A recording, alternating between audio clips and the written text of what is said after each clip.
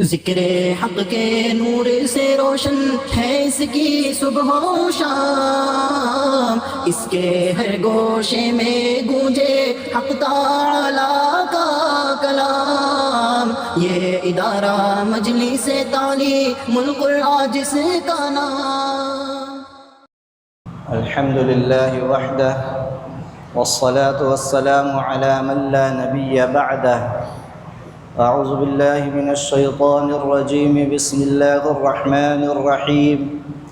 یا ایہا الناس ضرب مثل فاستمعوا له ان الذین تدعون من دون اللہ لن يخلقوا ذبابا ولو اجتمعوا له وإن يسلبهم الذباب شيئا لا يستنقذوه منه ضعف الطالب والمطلوب ما قدر الله حق قدره إن الله لقوي عزيز صدق الله العظيم آمنت بما أنزل الله من كتاب۔ اے انسانوں، ایک مثال بیان کی جاتی ہے، غور سے سنو۔ جو لوگ اللہ کے چھوڑ کے دوسروں کو پکارتے ہیں وہ سارے کے سارے مل کر ایک مکھی بھی نہیں بنا سکتے، اور اگر مکھی کوئی چیز چھین کر لے جائے تو اس مکھی سے وہ چھڑا بھی نہیں سکتے۔ بہت ہی کمزور ہے مانگنے والا، اور جس سے مانگا گیا وہ بھی بہت کمزور ہے۔ انہوں نے اللہ کی وہ قدر نہیں کی جیسا کہ اس کی قدر کرنے کا حق تھا۔ بے شک اللہ زبردست قوت والا اور غلبے والا ہے۔ آئیے آج کا سلسلے وار درس قرآن سماعت فرمائیے استاد محترم الحاج مولانا محمد مصطفیٰ صاحب سے۔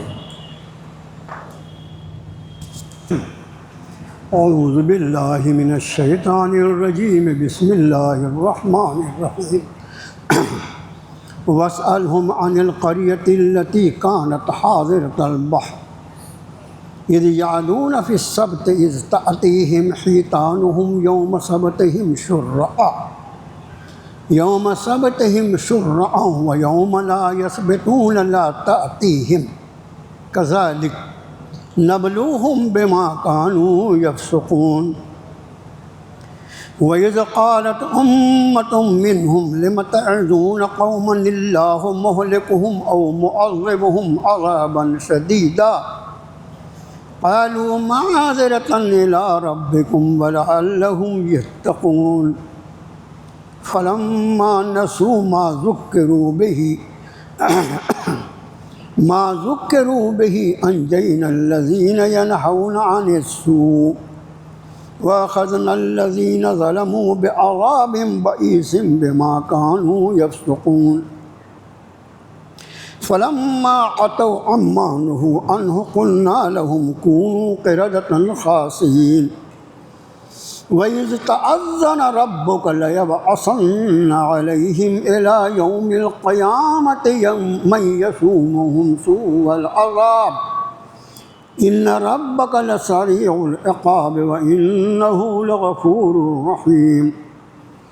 وَقَطَّعْنَاهُمْ فِي الْأَرْضِ أُمَمًا مِّنْهُمُ الصَّالِحُونَ وَمِنْهُمْ دُونَ ذَلِكَ وَبَلَوْنَاهُمْ بِالْحَسَنَاتِ وَالسَّيِّئَاتِ لَعَلَّهُمْ يَرْجِعُونَ۔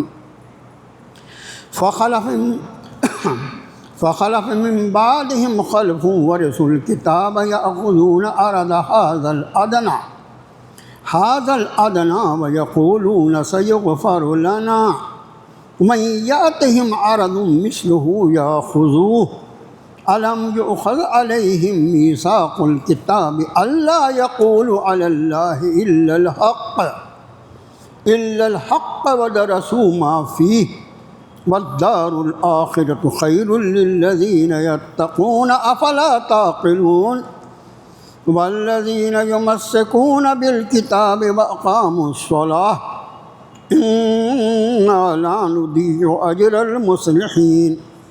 وإذ نتقنا الجبل فوقهم كأنه ظلة وظنوا أنه واقع بهم خذوا ما آتیناکم بقوۃ واذکروا ما فیہ لعلکم تتقون۔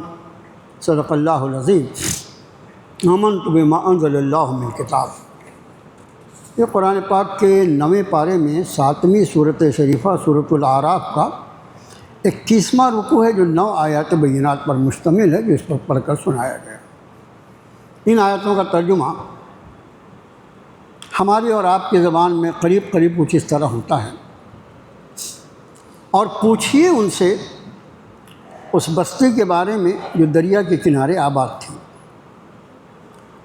جب انہوں نے زیادتی کی سنیچر کے معاملے میں، اور جب آتی تھیں ان کی مچھلیاں سنیچر کے دن کھلم کھلا، اور جس دن سنیچر نہ ہوتا تو وہ مچھلیاں نہیں آتی تھیں، اسی طرح ہم نے انہیں آزمائش میں ڈالا اس لیے کہ وہ نافرمانی کرتے تھے۔ اور جب کہا ان میں سے ایک گروہ نے کہ کیوں تم نصیحت کرتے ہو ایسے لوگوں کو کہ اگر اللہ چاہے گا تو انہیں ہلاک کر دے گا یا انہیں زبردست عذاب دے گا۔ انہوں نے جواب دیا، نصیحت کرنے والوں نے، کہ تمہارے رب کی بارگاہ میں جب ہماری حاضری ہو ہم اپنی معذرت پیش کر سکیں۔ معذرت پیش کرنے کے لیے تمہارے رب کی بارگاہ میں، اور اس لیے بھی شاید یہ اس نافرمانی سے باز آ جائیں۔ پھر جب انہوں نے بھلا دیا جو کچھ نصیحت کی گئی تھی انہیں، تو ہم نے نجات دیا ان لوگوں کو جو اس برائی سے روکتے تھے، اور پکڑ لیا ان لوگوں کو جو ظلم کر رہے تھے برے عذاب میں ان کی نافرمانی کے سبب۔ اور جب وہ حد سے بڑھ گئے جس چیز سے انہیں منع کیا گیا تھا اس میں، تو ہم نے ان کے لیے فرمان جاری کیا کہ تم ذلیل بندر ہو جاؤ۔ اور جب بتا دیا آپ کے رب نے کہ ضرور میں ان پر مسلط کرتا رہوں گا قیامت کے دن تک ایسے لوگوں کو جو انہیں بری بری تکلیفیں پہنچائیں گے۔ بے شک آپ کا رب نبی صلی اللہ علیہ وسلم جلد عذاب دینے والا ہے، اور اس میں بھی کوئی شک نہیں، بڑا مغفرت فرمانے والا، انتہائی رحم فرمانے۔ اور پھر ہم نے انہیں روئے زمین پر ٹکڑے ٹکڑے کر کے بانٹ دیا۔ ان میں بعض صالح بھی ہیں اور بعض اس کے سوا یعنی غیر صالح۔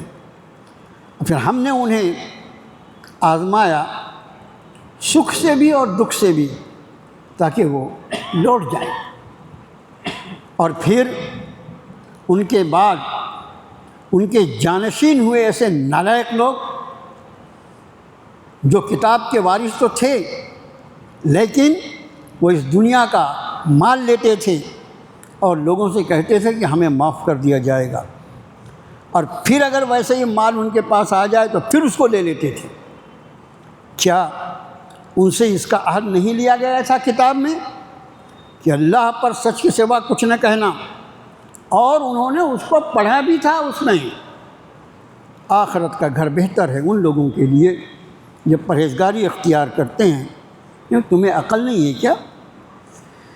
اور وہ لوگ جو کتاب کو مضبوطی سے تھامتے ہیں اور نماز کو قائم کرتے ہیں، بے شک ہم نہیں ضائع کریں گے اجر اصلاح پسند لوگوں کا۔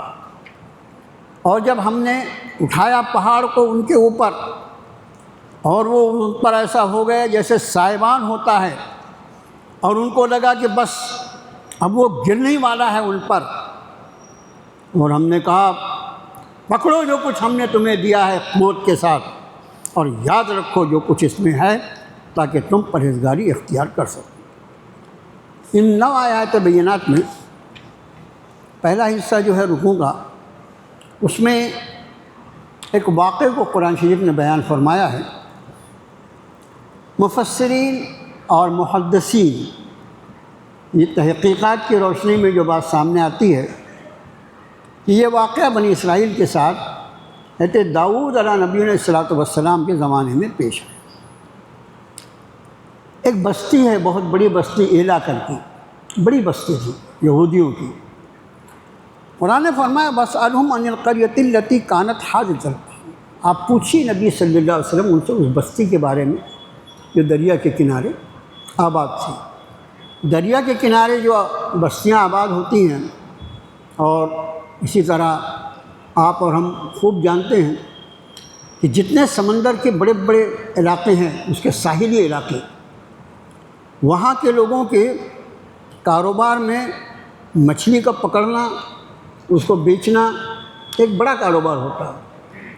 اس دور میں مچھلیاں نکال کے وہ قریبی بستی تک لے جاتے ہوں گے، اور آج کے دور میں تو جن لوگوں نے بامبے کا مچھلی بازار دیکھا ہے، بڑا بڑا جو سینٹرل بازار ہے جس کے پاس سے گزرنا بھی مشکل ہوتا ہے آدمی کو، وہ جانتے ہیں کہ اس مچھلیوں کے کاروبار میں کتنا روزانہ ٹرن اوور ہوتا ہے، کروڑوں اربوں نہیں کھربوں کا روزانہ، اور پھر ان کاروباروں کے ذریعے اللہ عز و جل نے کتنے لوگوں کی روزی روٹی اس سے لگا رکھی ہے، اس کا ہم انداز نہیں لگا سکتے۔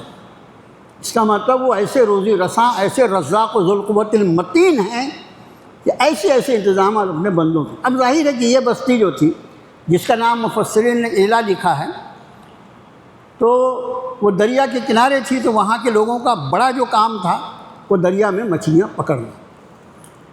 یہ قوم جو ہے بنی اسرائیل، جس کو یہودی ہم کہتے ہیں آج کے دور میں، یہ قوم ہر زمانے سے شرارتیں کرتی رہی ہے۔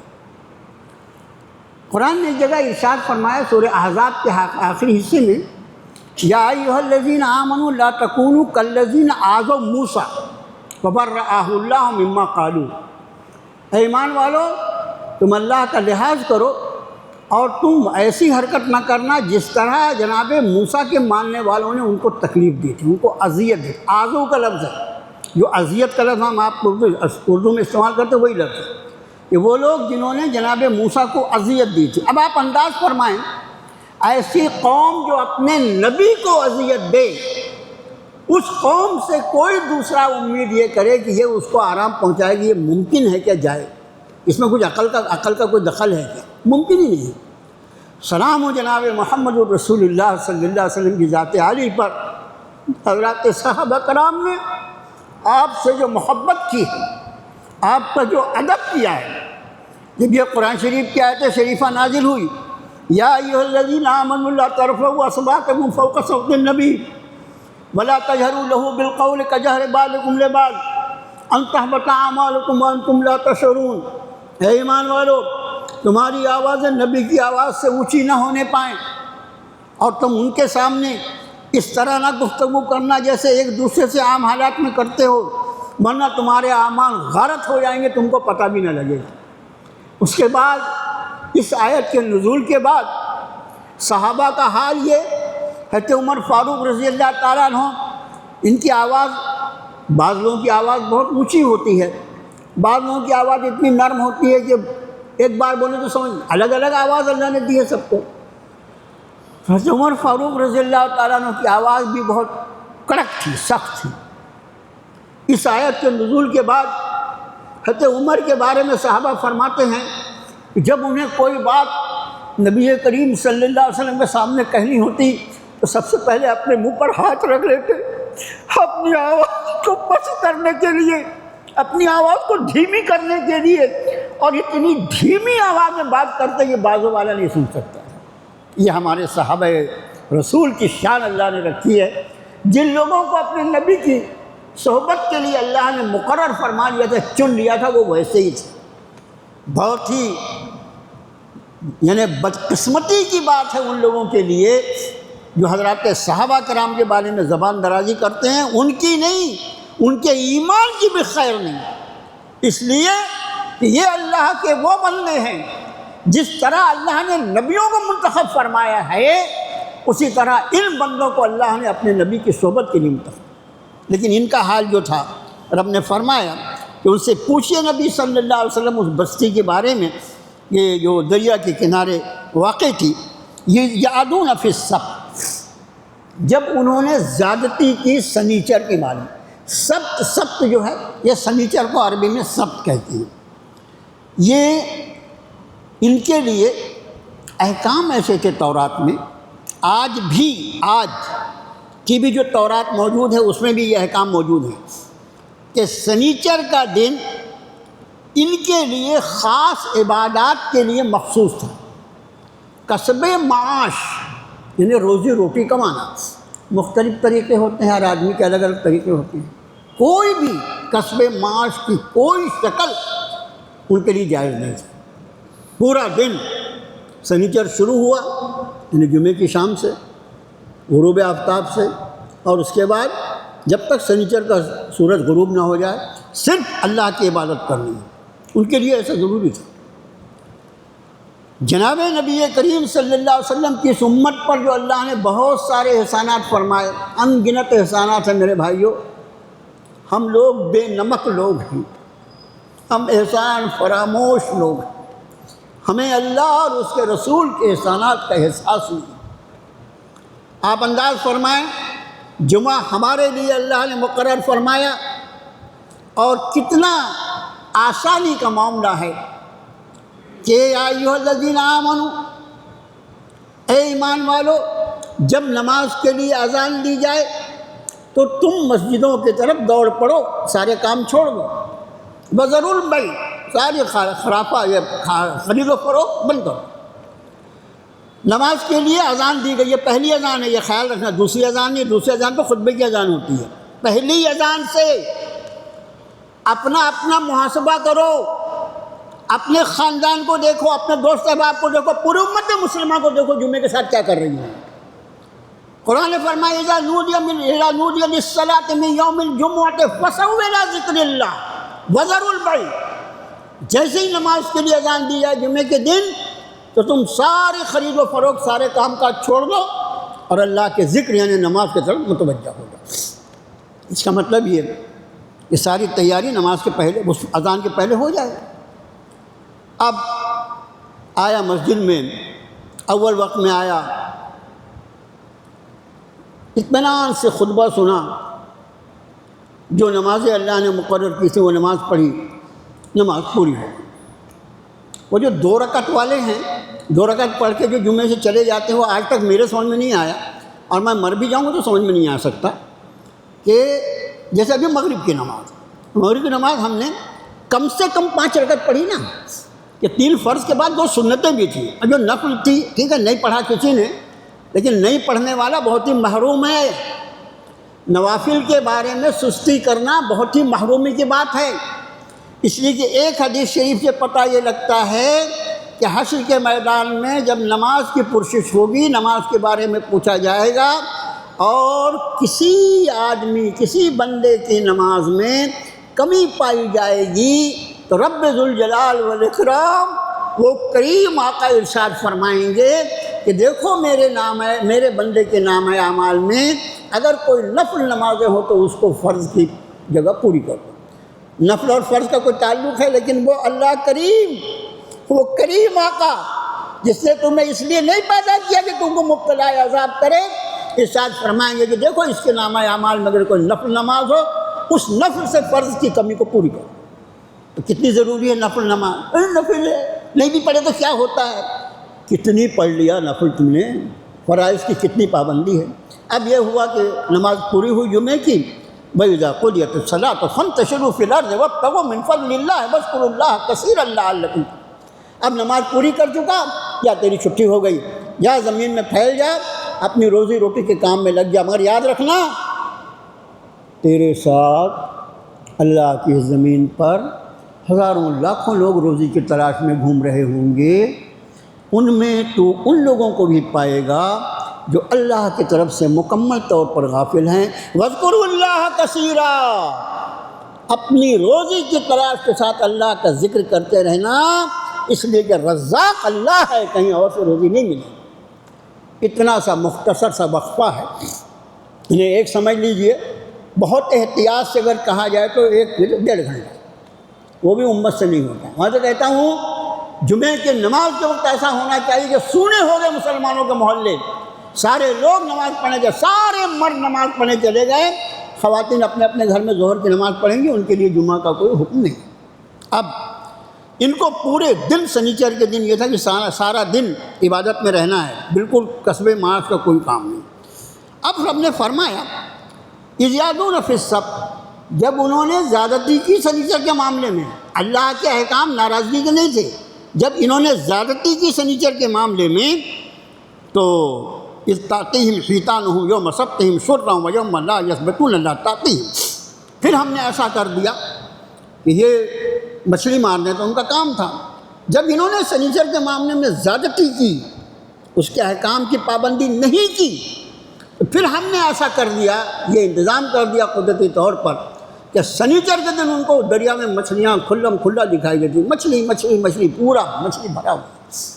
اور لا یثبتون، جس دن سنیچر نہیں ہوتا اس دن مچھلیاں سب غائب، مطلب سنیچر کے دن مچھلیاں دکھائی دے رہی ہیں، اب سنیچر کو ان کو مچھلی پکڑنا منع ہے، اور اتوار سے لے کے جمعہ تک مچھلیاں دکھائی نہیں دے رہی۔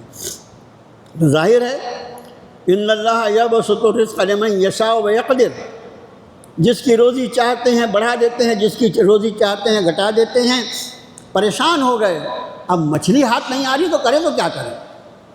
اب اس میں بعض لوگ ایسے ہوتے ہیں، دیکھیے اپنے یہاں یہ درس میں یہ لفظ استعمال کرنے لائق نہیں ہے، لیکن میں آپ سے عرض کرتا ہوں، بات ہمارے یہاں بعض لوگ ہوتے ہیں ڈیڑھ سیانے، انہیں سیانہ ہونا عقل مند ہونا ٹھیک ہے، لیکن ڈیڑھ ہونا بالکل خطرناک ہے۔ وہ یہ ہے کہ اللہ کے احکام میں معاذ اللہ ثم معاذ اللہ آدمی ہیلے حوالے کرنے لگے، یہ کوئی عقل مندی نہیں ہے بلکہ یہ بدنصیبی ہے اور آدمی کے لیے انتہائی خطرناک ہے۔ تو اس میں بعض ایسے تھے، انہوں نے کہا کہ دیکھو سنیچر کو اپنے کو مچھلی پکڑنا منع ہے، نہیں پکڑیں گے، لیکن مچھلیاں بھی تو سنیچر ہی کو آتی ہے نا، کیا کریں گے؟ ارے ایسا کرو، دریا ہے اس کے کنارے سے کچھ نہریں کھود، نالیاں کھود لو، پانی کی عادت یہ ہے، پانی نشیب کی طرف جلتا ہے، انہوں نے کھود لیا۔ اب یہ جو نالیاں بن گئیں چھوٹی چھوٹی نہریں، مچھلی ہے بیچاری، وہ تو پانی میں تیرتی ہے، کچھ مچھلیاں بہت ساری مچھلیاں ہوتی تھیں سنیچر کو، تو کچھ مچھلیاں تیر کے اس میں چلی جاتی تھیں وہ نہروں میں۔ اب یہ بیٹھے رہتے تھے وہاں پر نہر کے کنارے، اور ایسا انتظام کیا تھا کہ جہاں نہر شروع ہوتی ہے دریا سے، وہاں پر وہ کانٹے دار ایک ایسا دروازہ بنا کے رکھا تھا انہوں نے، کہ جیسے ہی دیکھا کہ ادھر 2-4-10 مچھلی آ گئی تو دروازہ گرا دیا۔ اب یہ دروازہ گرانے کے بعد ظاہر ہے کہ وہ مچھلیاں واپس جانا چاہیں دریا میں تو ممکن نہیں ہے، اس لیے دروازہ لگ گیا ہے، مچھلی ہے بیچاری۔ اور یہ ان کا یہ کہنا کہ ہم نے کوئی سنیچر کے دن شکار کیا کیا، اب مچھلیاں اس میں ہیں رات بھر، جیسے اتوار شروع ہوا جا کے ان مچھلیوں کو نکال دیا، اور یہ کہنے لگے کہ ہم نے کوئی سنیچر کے دن تھوڑی شکار، ہم نے تو اتوار کے دن شکار کیا۔ مطلب یہ ڈیڑھ سیانہ پن جس کو بولتے ہیں نا، یہ ہوشیاری اللہ کے احکام میں۔ وقت نہیں ہے درس، اصل بہت ساری چیزیں عرض کرنی ہیں، ورنہ میں آپ سے کچھ بتاتا کہ حیلہ، شریعت میں حیلہ جو ہے اس کی ایک اہمیت ہے، شریعت میں حیلہ جو ہے اس کی ایک اہمیت ہے، لیکن اس کے حدود کیا ہیں وہ آپ کو علماء سے سیکھنا پڑے۔ میں مثال کے طور پر ایک بات آپ سے عرض کروں، یہ جنگ آزادی جو اس ملک کی لڑی ہے نا، جنگ آزادی اس ملک کی جنہوں نے لڑا ہے وہ مسلمان ہے، اس لیے کہ یہی وہ قوم ہے جس کے پاس مرنے کے بعد جنت کا ایمان ہے، یقین ہے، تصور نہیں ہے، ایمان ہے کہ اس زندگی کے بعد جنت ہے۔ یہی قوم ہے جو اللہ کے راستے میں اپنی جان دے سکتی ہے۔ اس کو لڑا ہمارے علماء نے، علماء دیوبند نے اس وقت اس کی قیادت کی، اور ان کے نام آج بھی لکھے ہوئے ہیں، جنہیں دور دراز کے کالا پانی جیلوں میں بھیجا گیا، اور بہت سے وہیں مر کھپ گئے، اور کچھ اس میں سے جن کی تقریر میں اللہ نے واپس لایا۔ تو اس میں ایک بڑے عالم دیوبند کے، ان کا نام میں آپ کو نہیں بتاؤں گا، وہ کھڑے ہوئے تھے ایک جگہ، اور وہ اچانک پولیس والے آئے تھے ان کو گرفتار کرنے کے لیے۔ وہ گرفتار کرنے کے لیے آئے، انہوں نے دیکھ لیا ارے تو پولیس والے آئے تو مجھے ڈھونڈنے آئے ہوں گے، لیکن پولیس والے ان کو صورت سے نہیں جانتے تھے، ان سے صورت سے نہیں جانتے تھے۔ اور مولانا نے جب دیکھا سمجھ گیا کہ یہ مجھے گرفتار کرنے آیا، تو وہ کیا کیے، وہ 2 قدم ہٹ کے دوسری جگہ کھڑے ہو گئے، 2 قدم ہٹ کے، جیسے یہاں میں بیٹھا ہوں اپنی کرسی اٹھا کے ادھر کر لوں گا، تو مولانا 2 قدم ہٹ کے الگ کھڑے ہو گئے دوسری طرف۔ اب وہ آیا پولیس والا، فلاں شخص کہاں ہے؟ اب مجھ سے کوئی آگے پوچھے مولانا مصطفیٰ کہاں ہیں تو میں کیا بولوں گا؟ میں ہوں۔ لیکن وہ عالم نے جو جواب دیا اس کو ہیلا کہتے ہیں۔ وہ چونکہ اپنی اصل جگہ سے ہٹ گئے تھے، جیسے پولیس نے پوچھا فلاں کہاں ہیں، بولے ابھی تو یہی تھے۔ وہ جہاں کھڑے ہوئے تھے ادھر اشارہ کر کے کہا ابھی تو یہی تھے۔ اب وہ الو کا پٹھا کیا جانے ابھی تو یہی تھے کا مطلب کیا ہوتا ہے اور ابھی کہاں ہے، واپس چلا گیا۔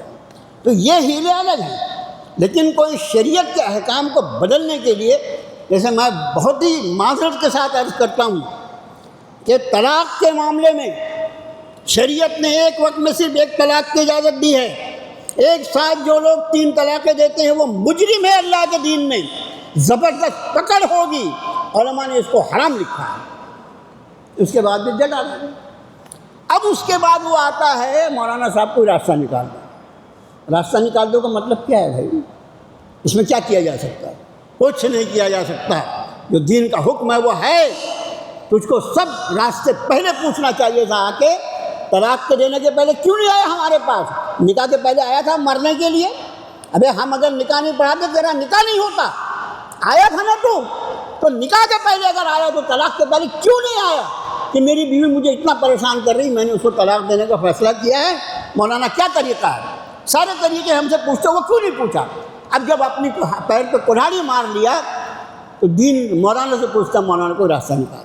اب انہوں نے یہی کیا، سنیچر کو رستے میں روک لیتے تھے مچھلی کو، اتوار کو نکال لیتے تھے۔ رب تعالیٰ نے فرمایا وَإِذْ قَالَتْ أُمَّةٌ مِّنْهُمْ، اب جب ایسا کرنے لگے تو کچھ لوگ جو تھے انہوں نے ان کو منع کیا کہ بھائی یہ حرکت مت کرو یار، اللہ کے حکم کے ساتھ مذاق مت کرو، گردن پھنس جائے گی، نکلے گی نہیں۔ تو وَإِذْ قَالَتْ أُمَّةٌ مِّنْهُمْ لِمَ تَعِظُونَ قَوْمًا اللَّهُ مُهْلِكُهُمْ وَمُعَذِّبُهُمْ عَذَابًا شَدِيدًا، تو دوسرے لوگ جو سمجھا رہے تھے ان کو دوسرے لوگ کائے کو سمجھا رہے ہو ان کو، یہ ارے یا تو اللہ ان کو عذاب دے گا یا ان کی کوئی حالت بگڑے گی، کائے کو سمجھا رہے ہو؟ تو ان لوگوں نے جو سمجھا رہے تھے انہوں نے کہا قالوا معذرۃ الی ربکم، تمہارے رب کی بارگاہ میں معذرت پیش کرنے کے لیے، لعلہم یتقون، یہ معذرت پیش کرنے کے لیے جب میرا حکم ٹوٹ رہا تھا تو کیا کر رہا ہے؟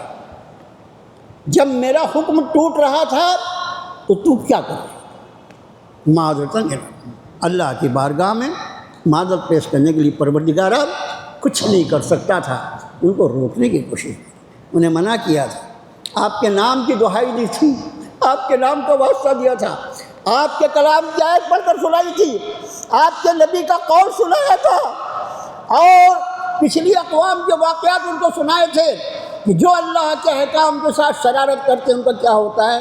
بس اس کے سوا میں کیا کر سکتا تھا میرے مولا؟ میری طاقت نہیں تھی، میری حکومت نہیں تھی کہ میں ان کا ہاتھ پکڑ لیتا، میں نے اتنا کیا تھا۔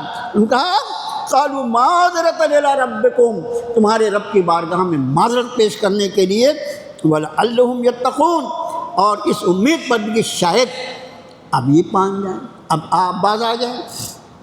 فلما نسوا ما ذکروا بہ، جب انہوں نے بھلا دیا جو نصیحت انہیں کی گئی تھی، انجینا الذین ینہون عن السوء، ہم نے ان لوگوں کو بچایا جو برائی سے روک رہے تھے، وَأَخَذْنَا الَّذِينَ ظَلَمُوا بِعَذَابٍ بَئِيسٍ بِمَا كَانُوا يَفْسُقُونَ، اور ظالموں کو ہم نے برے عذاب میں پکڑ لیا اس لیے جو وہ نافرمانی کر رہے ہیں۔ اب یہاں پر اس اگلی بھی آیت لے لیں، فَلَمَّا عَتَوْا عَمَّا نُهُوا عَنْهُ، جب وہ آگے بڑھ گئے اس سے جس سے ان کو روکا گیا تھا، قُلْنَا لَهُمْ، ہم نے کہا انہیں، كُونُوا قِرَدَةً خَاسِئِينَ، تم ہو جاؤ ذلیل بن۔ یہ واقعہ سورہ بقرہ میں بھی ایک ہی آیت میں بیان فرمایا رب تعالیٰ نے، یہاں اس کی پوری تشریح ہے۔ اب وہ بستی 3 لوگوں پر تقسیم ہو گئی۔ ایک وہ لوگ تھے جو گناہ کر رہے تھے، اللہ کے احکام کا مذاق اڑا رہے تھے، اپنی عقل چلا رہے تھے، اللہ کے احکام میں اپنی عقل چلا رہے تھے۔ دوسرے وہ لوگ تھے جو انہیں کھلم کھلا منع کر رہے تھے، اور تیسرا وہ گروہ تھا وہ جنہوں نے کہا کہ کیوں ان کو منع کرتے ہو، ارے جانے دو نا، یا تو اللہ ان پر عذاب بھیجے گا، ان کو کچھ کرے، کائے کو آپ منع کرتے ہو، وہ ہمیشہ جھگڑا لڑتے رہتے ہیں، اور انہوں نے کہا تھا جو منع کرنے والے تھے معذرت پہلا رب کی بارگاہ میں معذرت پیش کریں. 3 گروہ ہو گئے. ایک گناہ کا کرنے والا، ایک اللہ کے احکام کو توڑنے والا، دوسرا گروہ جو اس کو ناپسند کرتا تھا مگر خاموشی اختیار کیے ہوئے، اللہ کے احکام کے ٹوٹنے کو ناپسند کرتا تھا مگر خاموش تھا. اور تیسرا وہ گروہ تھا جو کھلم کھلا ان کو منع کر رہا تھا. ان کی ظلم، ان کی زیادتیاں، ان کی گالی گلوج سب کچھ برداشت کرتے تھے، لیکن منع کرتے نہیں، تم کو یہ نہیں کرنا چاہیے، اس کا نتیجہ اچھا نہیں ہوگا. جب کافی دن ہو گیا، مفسرین نے اب اس کی تفصیل جو لکھی ہے وہ جتنا اللہ یاد دلا دے آپ سے عرض کریں. جب کافی دن ہو گیا اور وہ نہیں مانے تو یہ لوگ جو روکنے والے تھے انہوں نے آپس میں مل کے مشورہ کیا کہ بھائی جس طرح یہ اللہ کے احکام کا مذاق اڑا رہے ہیں یہ بھی ممکن ہے کہ اللہ تعالیٰ ان پر کوئی عذاب بھیجے. اتنی ہمت، اتنی جسارت، اللہ کے احکام کے ساتھ یہ کر رہے ہیں، یہ کیا کر سکتے ہیں؟ ایسا کریں، ہمارے خیال سے تو اس بستی کو چھوڑ دینا چاہیے، جلد ہی اس پر عذاب آ جائے گا. میرے بھائیوں، اس موقع پر عرض کر دوں کہ جناب رحمت للعالمین محمد رسول اللہ صلی اللہ علیہ وآلہ وسلم کی دعاؤں کے طفیل اور صدقے میں یہ امت ایسے عذابوں سے بچی گئی. دیکھو ایک واقعہ سناؤں میں آپ کو. ایک دن اللہ کے رسول صلی اللہ علیہ وسلم گھر میں تشریف لائے. آپ بہت خوش تھے، آپ کی خوشی جو تھی وہ بھی جھلکتی تھی آپ کے چہرے سے، اور آپ کی ناراضگی بھی جھلکتی تھی. میں نے اس کے 2-3 درس پہلے بتایا تھا کہ آپ ناراض ہوتے تھے تو کیا کیفیت ہوتی تھی. آپ بہت خوش تھے اور کوئی چیز رکھ کے آپ باہر جانے لگے تو امی عائشہ نے کہا حضور تھوڑا سا رک جائیے نا. اللہ کے رسول صلی اللہ علیہ وسلم ازواج مطہرات کا بہت خیال کرتے. جب امی عائشہ نے کہا تھوڑا رک جائیے نا تو آپ رک گئے. کہو عائشہ کیا بات ہے؟ نہیں، اللہ کے رسول صلی اللہ علیہ وسلم مجھے میرے والد ابوبکر نے یہ کہا، صدیق رضی اللہ عنہ نے یہ کہا تھا کہ عائشہ جس دن تم رسول اللہ صلی اللہ علیہ وسلم کو بہت خوش دیکھنا تو ان سے کہنا اس خوشی کی حالت میں میرے لیے اور تمہارے لیے دعا کرو. صدیق اکبر کا قول.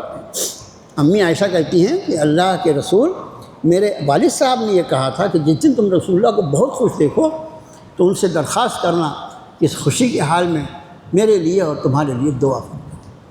اللہ کے رسول صلی اللہ علیہ وسلم ہاتھ اٹھایا، اے اللہ ابوبکر کے ساتھ اور عائشہ کے ساتھ حشر کے میدان میں آسانی کا معاملہ فرمانا. اے اللہ ان دونوں کو بغیر حساب کے جنت عطا فرما دینا. حضرت عائشہ خوشی سے کیا چہرہ ان کا کھل گیا کہ آج اللہ کے رسول نے میرے لیے اور ابا جان کے لیے کیا دعا فرمائی ہے کہ اللہ بغیر حساب کے ان کو جنت میں داخل کر دینا. آپ جانے لگے. حضرت عائشہ نے عائشہ کی طرف دیکھ کر کہا عائشہ کیسی لگی میری دعا؟ اللہ کے رسول صلی اللہ علیہ وسلم جی خوش ہو گیا. آپ نے یہ دعا فرمائی، اس پر آپ نے فرمایا عائشہ میں یہ دعا روزانہ 2 مرتبہ اپنی پوری امت کے لیے کرتا ہوں کہ میرا اللہ میری پوری امت کو بے حساب جنت میں داخل کرتا. یہ نبی کریم کی محبت تم سے کہ روزانہ 2 مرتبہ اس طرح دعا کرتے ہیں جس طرح 1 مرتبہ صدیق اکبر اور عائشہ کے لیے کا جو نحال ہے. تو میرے بھائی یہاں بات یہ ہے کہ انہوں نے سوچا کہ عذاب تو آئے گا تو مل جل کر رہے گا بھی اس بستی کو چھوڑ دو، جو کچھ ہمارے پاس اثاثہ اس سے لے کر دور جا کے تھوڑا سا ہٹ جائیں یہاں سے، تاکہ اللہ کو تو معلوم ہے کہ ہم اس کو ناپسند کرتے ہیں، ان کو منع بھی کرتے ہیں، یہ مانتے نہیں ہیں، اللہ کو معلوم ہے، لیکن اس کے بعد بھی ہم ان سے اپنا تعلق توڑ لیں کہ ایسا نہ ہو کہ ان کے ساتھ رہنا ہمارے لیے مصیبت کی وجہ بن جائے. اور یہ واقعہ بھی ہے.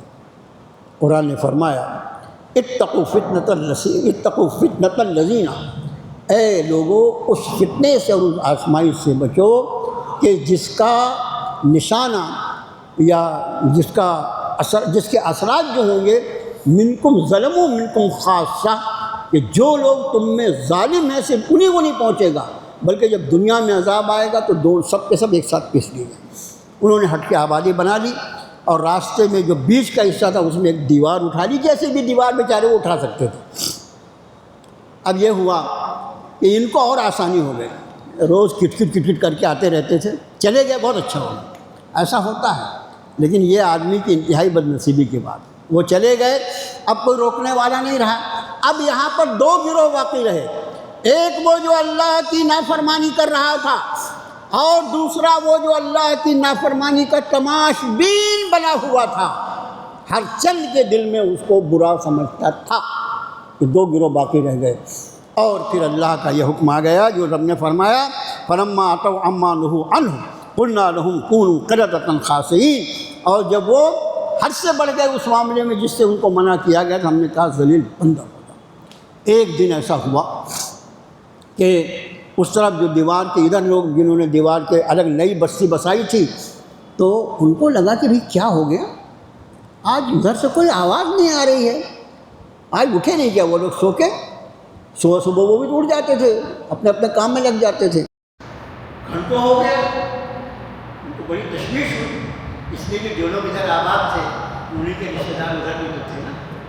انہوں نے اس دیوار پر چڑھ کر دیکھا تو دیکھا کہ اللہ نے پوری کی پوری آبادی کو بندر بنا دیا۔ مفسرین لکھتے ہیں مرد جو تھے وہ بندر بنائے گئے، عورتیں جو تھیں وہ بندریاں بنائی گئی، بچے جو تھے وہ چھوٹے چھوٹے بندر بنا دیے گئے۔ اب یہ محبت کرے گا پھٹ گیا دیکھ کر کہ اللہ یہ ہمارے اقربا ہمارے رشتے دار ہیں، اور ان کی شکل تمہیں مست کر دیا۔ کود کود کے یہ لوگ گئے دیوار پھاند کر، اور جب وہاں پر گئے مفسرین فرماتے ہیں اپنے رشتے داروں کے پیروں میں وہ اپنا سر رکھ کر وہ بندر بے تحقہ رو رہے تھے، لیکن اب کیا ہو سکتا ہے۔ اور پھر حدیث شریف کی روشنی میں اللہ کے رسول صلی اللہ علیہ وسلم نے فرمایا کہ 3 دن کے بعد وہ سارے کے سارے بندر جو بنائے گئے تھے ان کو اللہ نے موت دے دی، سارے کے سارے مار ڈالے گئے۔ اور یہ بندر جو پائے جاتے ہیں یہ پہلے سے بھی موجود تھے، یہ ان کی نسلوں کا کوئی تعلق نہیں، یہ بندر جو ہیں یہ ان سے ان کا کوئی تعلق نہیں، ان کو بندر کی شکل میں مشق کر دیا گیا، 3 دن کے بعد مار کے ان کو ختم کر دیا گیا، اور اس طرح وہ قصہ پورا ہوا۔ رب نے فرمایا وَإِذْ رَبُّكَ لَيَبْعَثَنَّ عَلَيْهِمْ إِلَى يَوْمِ الْقِيَامَةِ مَن يَسُومُهُمْ سُوءَ الْعَذَابِ، اور جب تمہارے رب نے اس بات کو خبر دی، اس بات سے آگاہ کر دیا کہ ضرور وہ ان پر مسلط کرتا رہے گا قیامت کے دن تک ایسے لوگوں کو جو انہیں بری بری تکلیفیں پہنچاتے رہیں گے۔ إِنَّ رَبَّكَ لَسَرِيعُ الْعِقَابِ وَإِنَّهُ لَغَفُورٌ رَحِيمٌ، بے شک وہ بہت زبردست جلد عذاب دینے والا ہے، اور اس میں بھی کوئی شک نہیں کہ بڑا مغفرت فرمانے والا، رحم فرمانے والا ہے۔ یہاں سے جو آگے کی آیت ہے دیکھیے، درس کا جتنا وقت ہو اس کا لحاظ کرتے ہوئے جتنا بھی مضمون ہو، یہاں پر ہم نے فرمایا جب تمہارے رب نے یہ اعلان کر دیا، اس سے آگاہ کر دیا کہ لَيَبْعَثَنَّ عَلَيْهِمْ، ان یہودیوں پر، علیہم میں ہند کی ضمیر جو ہے نا یہودیوں کے لیے، انہی کا پورا واقعہ چل رہا ہے، قیامت کے دن تک ان پر ایسے لوگوں کو مسلط کرتا رہے گا اللہ جو انہیں بری بری تکلیفیں دیں گے۔ اس کے بعد اگلی آیت میں فرمایا وَقَطَّعْنَاهُمْ فِي الْأَرْضِ أُمَمًا، ہم نے انہیں روئے زمین پر ٹکڑے ٹکڑے کر کے بکھیر دیا، مِنْهُمُ الصَّالِحُونَ وَمِنْهُمْ دُونَ ذَلِكَ، دیکھیے عجیب انداز ہے قرآن کا، مِنْهُمُ الصَّالِحُونَ، ان میں بعض نیک بھی ہیں، وَمِنْهُمْ دُونَ ذَلِكَ، اور ان میں اس کے سوا، انہیں بات ان کی ہو رہی ہے جس کا ایک حصہ جو ہے اللہ کی نافرمانی کے نتیجے میں ان کی شکل مسخ کر دی گئی ہے، اس کے بعد تو ان کا تذکرہ جب آگے آیا تو فرماتے ہیں ان میں منہم الصالحون، ان میں بعض نیک بھی ہیں، ومنہم دون ذالک، اور ان میں اس کے سوا یعنی غیر صالح۔ یہ قرآن پاک کی سنت ہے، پورا قرآن آپ پڑھ لیں، کسی کا بھی تذکرہ اس میں کوئی بھی بھلائی کا پہلو ہے تو اس کو معلوم نہیں کرنا چاہیے، اس کو ڈھانپنا نہیں چاہیے، بلکہ اگر کسی میں کچھ برائیاں ہیں اور اس میں بھلائیاں بھی اللہ نے رکھی تو ان کی بھلائیوں کا بھی تذکرہ ہونا چاہیے۔ ہمارا مزاج اس کے برخلاف ہے، جس سے ہمارا تعلق ہے، جس کو ہم پسند کرتے ہیں، اس کی 10 میں سے 9 برائیاں ہم کو اچھی لگتی ہیں، اور جس سے ہماری عداوت ہے، جس سے ہماری مخالفت ہے، اس کے اندر 9 برائیاں ہوں، اگر ایک برائی ہو تو اس کے برائی کا تماشا بناتے ہیں، یہ مسلمانوں کا شیوا نہیں، ہماری کسی سے مخالفت یا موقف یہ کوئی عنوان نہیں ہے، یہ تو وقت کے ساتھ بدلتا رہے گا۔ بھلائی اور برائی، جس میں بھلائی ہے اس کی بھلائی آپ دیکھیے، فرمایا ان میں بعض نیک بھی، مفسرین نے فرمایا بعض نیک بھی سے مطلب جیسے حضرت عبداللہ ابن سلام رضی اللہ تعالیٰ بہت بڑے یہودی عالم تھے، بہت بڑے یہودی عالم تھے، لیکن جب آپ صلی اللہ علیہ وسلم تشریف لائے مدینہ طیبہ ہجرت فرما کر، یہودی عالم ہونے کے بعد بھی انہوں نے فرمایا کہ آپ کو جو ہم نے دیکھا ہے، آپ کی وہ ساری علامات جو ہمارے تورات کو لکھی ہم نے سب آپ پر پایا، انہوں نے نہ بولا اور دوسرے یہودی بھی۔ خاص بات یہ ہے، خاص بات یہ ہے کہ یہ جو دو قومیں آباد تھیں مدینے میں، دو قومیں بلکہ تین قومیں، یہود نصارہ، یہ تو دو اہل کتاب تھے، مشرک بھی تھے، مشرکوں کا بھی اچھا۔ اس میں سب سے کم جن لوگوں نے ایمان قبول کیا تینوں گروہ میں وہ یہودی، سب سے کم جن لوگوں نے ایمان قبول کیا وہ یہودی ہیں، نصرانیوں میں اور مشرکوں میں بھی بہت سے لوگوں نے ایمان قبول کیا، اور پھر ان کا درجہ جو ہے ماشاء اللہ کیا دیکھنا ہے یہاں پر فرمایا کہ ان میں بعض صالح بھی ہیں اور بعض دوسرے غیر صالح ہیں، وہ بلوناہم بالحسنات والسیئات لعلہم یرجعون، ہم نے انہیں آزمایا حسنات سے، یہاں حسنات میں دیکھی نہیں، ان کو آزمایا سکھوں سے، آرام دے کر، بھرپور روزی، بھرپور آسان زندگی دیا، والسیئات اور تکلیفوں سے بھی آتا ہے۔ دیکھو اللہ تعالیٰ کی جب نعمتیں آدمی کو ملتی ہیں تو کچھ لوگ وہ ہوتے ہیں جو نعمتوں میں بھول کر منعم حقیقی کو بھول جاتے ہیں، یہ نعمت کس لیے؟ لیکن اس کے برخلاف جب ایمان والے کو اللہ کی نعمت میسر آتی ہے تو الحمدللہ اس کا جذبہ شکر اور بڑھتا ہے، مومن شاکر ہوتا ہے، شکر گزار ہوتا ہے ہمیشہ اپنے رب کا، تو جیسے جیسے نعمتیں بڑھتی ہے وہ اس کا شکر بڑھتا جاتا ہے، اللہ نے یہ بھی عطا کیا، اللہ یہ بھی عطا کیا، فرمایا والسیئات اور تکلیفوں سے بھی ان کو ہم نے آزمایا۔ تکلیف کا سب سے بڑا جو مثبت پہلو ہے وہ یہ ہے کہ تکلیف کی حالت میں آدمی جس طرح اللہ کی طرف رجوع ہوتا ہے، آسانی اور آرام کی حالت میں ویسا رجوع نہیں، یہ ایک حقیقت ہے، اس کا کوئی انکار نہیں۔ میں اور آپ اپنے آپ کو دیکھ لیں، کوئی مصیبت آئی تو دل اس وقت کتنا رجوع ہوتا ہے اللہ کی طرف، ظاہر ہے کہ مومن ہیں، آرام تو ہم بھی اللہ کا شکر ادا کرتے ہیں، لیکن یہ کیفیت جو رجوع اللہ کی تکلیف کے وقت ہوتی ہے، اس اعتبار سے مومن کے لیے آرام بھی اللہ کی نعمت ہے، تکلیف بھی اللہ کی نعمت ہے۔ آرام میں جذبہ شکر کے لیے توجہ اللہ ہوئی اور تکلیف میں اللہ کی طرف رجوع ہوا، اس تکلیف سے نجات کے لیے، اس تکلیف کو دور کرنے کے لیے۔ فرمایا ہم نے انہیں آزمایا بھلائیوں سے بھی اور برائیوں سے بھی، مانا سکھ سے بھی اور دکھ سے بھی، لعلہم یرجعون، تاکہ وہ لوٹ جائیں، اللہ کی طرف وہ رجوع ہو جائیں۔ وَخَلَفَ مِن بَعْدِهِمْ خَلْفٌ وَرِثُوا الْكِتَابَ يَأْخُذُونَ عَرَضَ هَٰذَا الْأَدْنَىٰ وَيَقُولُونَ سَيُغْفَرُ لَنَا، اور ان کے بعد ان کے جانشین ہوئے خلف ورثوا الکتاب۔ خلف جو ہے یہ اصل میں خلیفہ کا لفظ ہے، یہ جب لام کے سکون کے ساتھ آتا ہے، لام کے سکون کے ساتھ، ایک ہے خلف لام کے ضبط کے ساتھ، لام کے جمع میں جب خلف آتا ہے اس کا مطلب ہوتا ہے نالائق، خلافت تو ملی لیکن ناخلف ہے، بجائے خلف کے ناخلف اس کا ترجمہ کیا جاتا ہے، اس لیے فرمایا پھر بعد میں جانشین ہوئے ان کے بعد ناخلف لوگ جو وارث ہوئے کتاب کے، یأخذون عرض هذا الأدنى، اس دنیا کا مال لیتے تھے احکام شریعت بتانے کے لیے، اور وَيَقُولُونَ سَيُغْفَرُ لَنَا، لوگ پوچھتے کیا بے شرمی ہے، اللہ کے دین کو لوگوں کو بتانے کے لیے پیسے دیتے ہو؟ وہ کہتے تھے ارے ہم کو معاف کر دیا جائے گا، مولوی لوگ ہیں ہمارے لیے کیا کہتے ہیں، ہم تو آپ کے پادری ہیں، فلاں ہیں، ڈھکا ہیں۔ پھر فرمایا وہی جاتی میرے کو مثل ہو یا سنو، اور اتنے لالچی پیسوں کے پھر آ جائے بات پھر لے لیتے تھے، بالکل شرم نہیں۔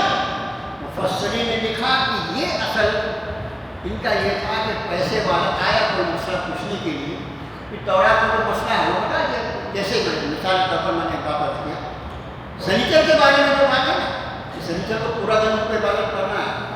آج بھی تورات میں یہ لکھا ہوا ہے باب الخروج میں کہ اگر کوئی سنیچر کی بے ادبی کرتا ہے تو اس کو قتل کر دیا جائے. آج بھی تورات میں لکھا ہوا ہے. آپ سمجھے کہ اگر کوئی سنیچر کی بے ادبی کرے تو اس کو واجب القتل ہے.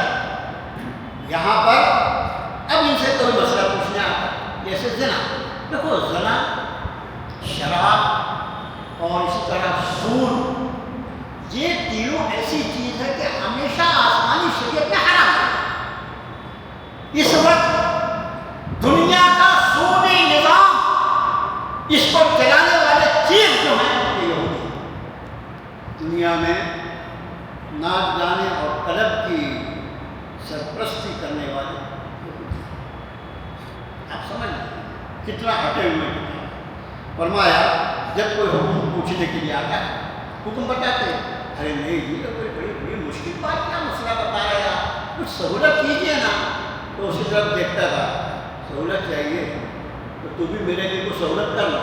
اس نے جیب سے نوٹ کا بنڈل نکالا، ہاں ٹھیک ہے اس کو ایسا کیا جا سکتا ہے. اس میں اللہ کے احکام کو وہ تبدیل کر دیتے تھے. رب نے فرمایا کہ الم یؤخذ علیہم میثاق الکتاب، کیا ان سے کتاب میں اس کا عہد نہیں لیا گیا تھا اللہ یقولوا علی اللہ الا الحق، اللہ پر حق کے سوا کچھ مت بولنا.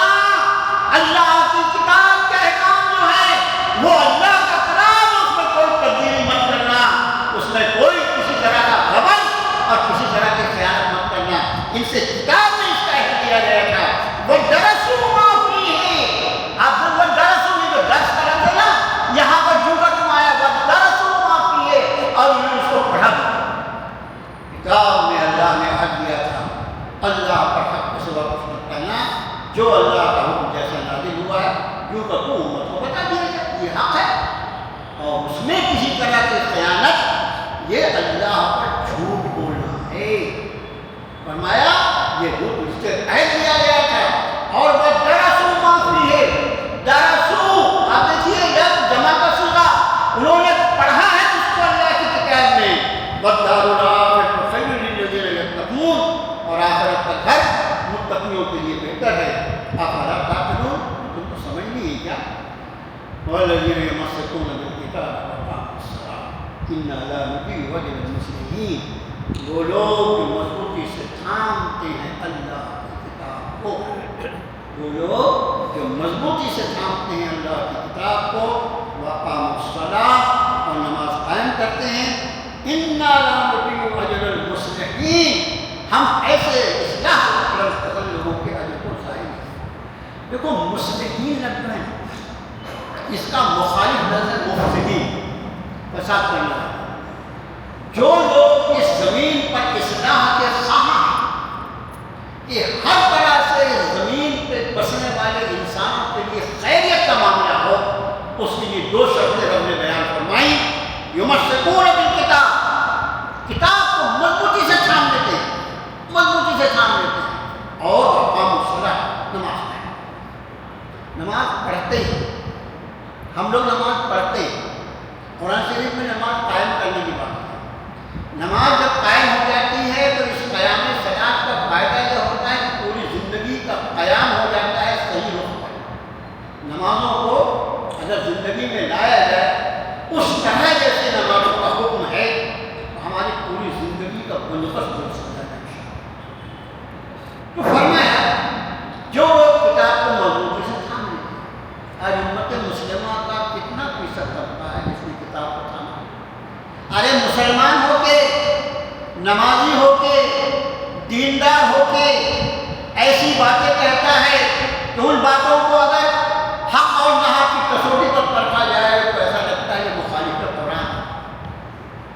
ایسی بات کہیں قرآن شریف پڑھا جائے، کہیں قرآن کو سنایا جائے، کہیں قرآن کی تفسیر ہو، کہیں لوگوں کو قرآن کی طرف بلایا جائے، لوگوں سے درخواست کی جائے کہ اللہ کے کلام کو اس کی زبان میں سمجھنے کی کوشش کرو. ان سب چیزوں کو یہ دین کا کام نہیں ہے. دین کا کام نہیں. قرآن کہتے ہیں وہ لوگ جو کتاب کو مضبوطی سے تھام لیتے ہیں. کتاب کے تھامنے میں، کتاب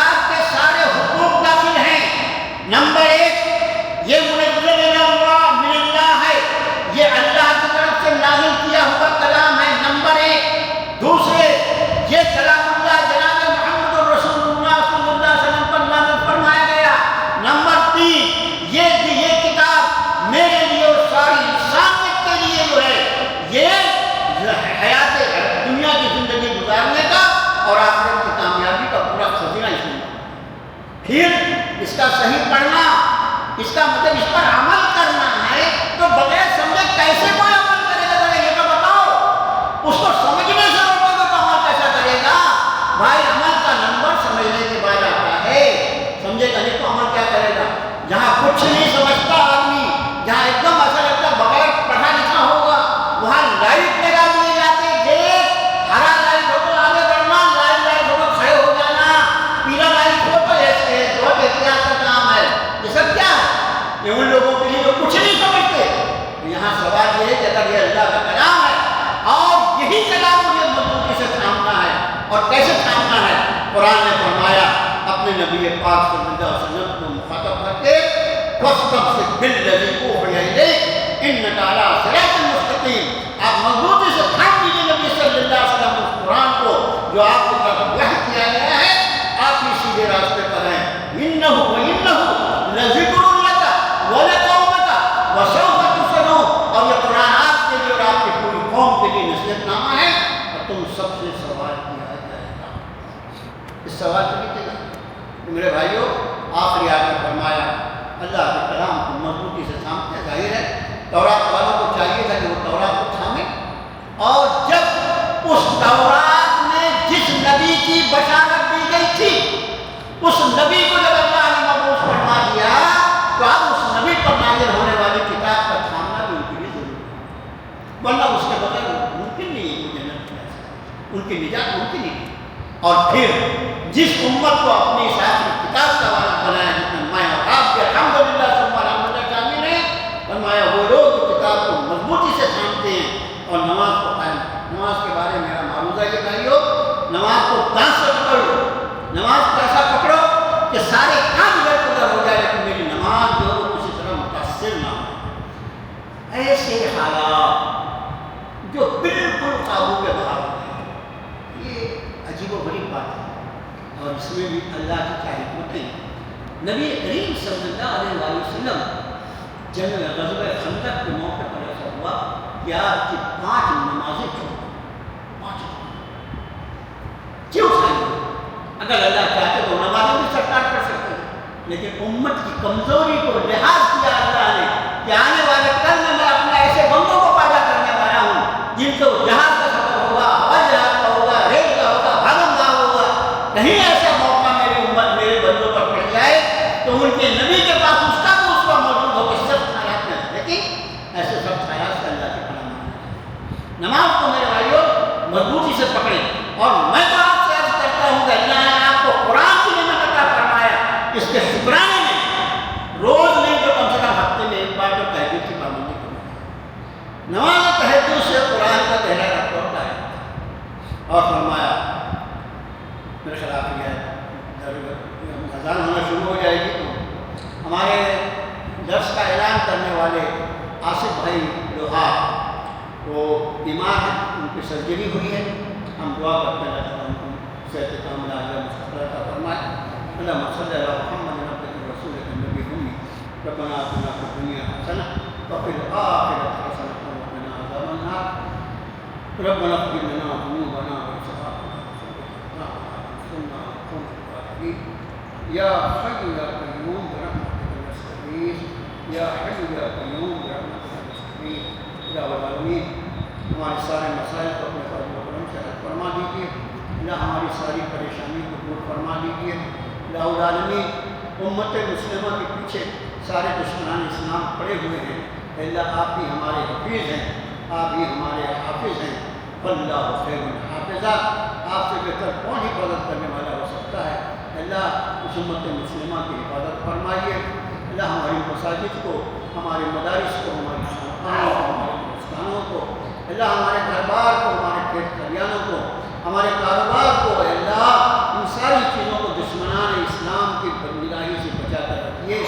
الہ العالمین امت مسلمہ کو تمسک بالکتاب کی توفیق عطا فرمائیے، اس امت مسلمہ کو تمسک بالکتاب کے ساتھ تمسک بسنت رسول اللہ کی توفیق عطا فرمائیے۔ اللہ یہ بھولی ہوئی امت کو الہ العالمین اپنے فضل و کرم سے اپنی ذات الہی کی طرف واپس بلا لیجیے۔ اللہ اس امت مسلمہ کی حفاظت